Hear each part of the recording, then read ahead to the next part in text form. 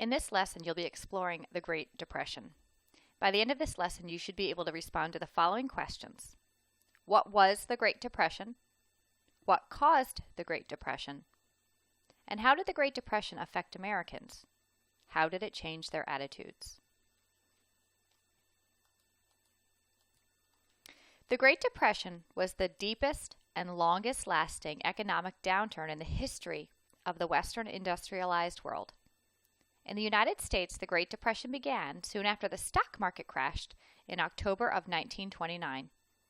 This sent Wall Street into a panic and wiped out millions of investors.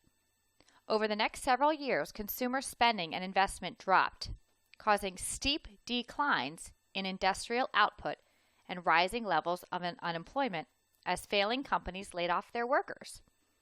By 1933, when the Great Depression reached its peak or nadir, some 13 to 15 million Americans were unemployed, and nearly half of the country's banks had failed.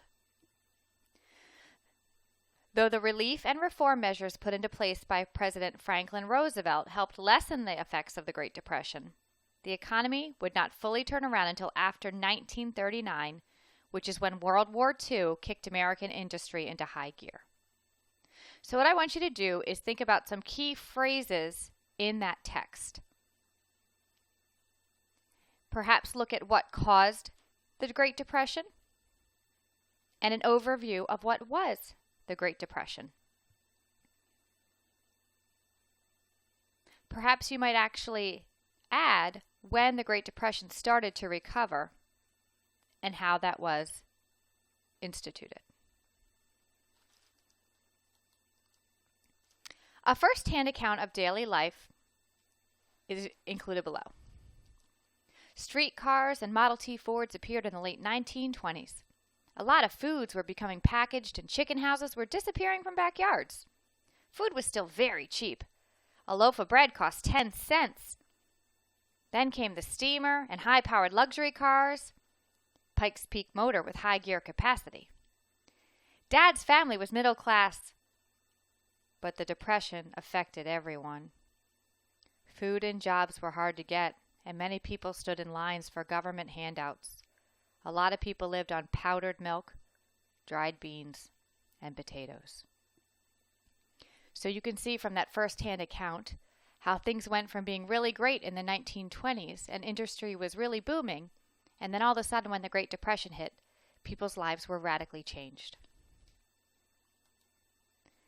Some facts from the Great Depression are as follows. Unemployment raised from 5 million in 1930 to 13 million in 1932. So in just a matter of 2 years, 8 million people lost their jobs. Rural America suffered the greatest, such as the southern states, and that is referred to as the Dust Bowl, which we will go into. In 1930, 2.25 million boys and girls between the ages of 10 to 18 worked in factories, canneries, mines, and on farms. Canneries are where they can food. Factories are where they make products. Mines are where they dig for coal. And farms are where obviously animals are housed for meat and vegetables are farmed. Children left school to support their families.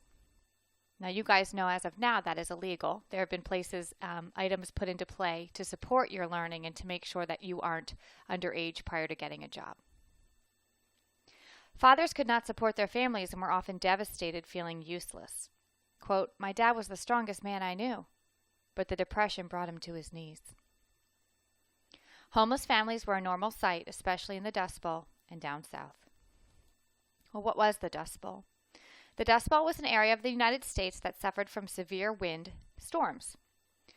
A set of severe ongoing storms of high winds hit the west coast and southern states, causing an extremely dry and unlivable climate. And as you can see that picture there, basically the wind would carry just huge amounts of dust that would wipe through and coat everything. And people lost their farms and they tried to move elsewhere because they could no longer thrive on the land there. Lack of crops, erosion, and homeless families were the results of the dust storm. So some life lessons that were given during this era, people started carefully saving. They started being more frugal. So instead of paying credit, they went to paying cash. The idea of don't spend money you don't already have in your pocket. Instead of the rich growing richer at the expense of others, people learn don't pay someone else to provide something that you can do or make yourself. For example, if you needed your shoes fixed or your clothes sewn, people learned to do that themselves instead of sending them to a tailor or someone who could fix shoes. Abandonment of traditional values and frugality to people say never buy anything that you can use, only what you can't live without. So if it's for pleasure, don't buy it. It's a necessity, buy it.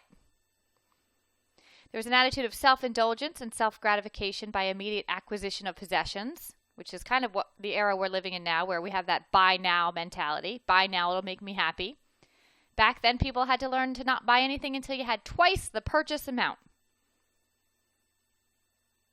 And there's the attitude of high expectations by gambling in the stock market. So people would throw all their money into the stock market with hopes of high returns. And because the stock market crashed, they learned it doesn't matter how much money you can make, but how much money you can save. So the idea of saving really came into play and being really protective of your money, investing your money, and being wise instead of purchasing it and wasting it on items. And here's a picture of a woman and her son and another baby in a tent or whatever was their home back in the Dust Bowl. People lost their homes and they had nothing. You can see the torn clothes of the baby, 2 different socks on. They look like they're pondering something. They don't look overly happy or joyful. But this is a picture that captures the essence of the Great Depression. So at this point, you should be able to answer what was the Great Depression, what caused the Great Depression, and how did the Great Depression affect Americans? How did it change their attitudes?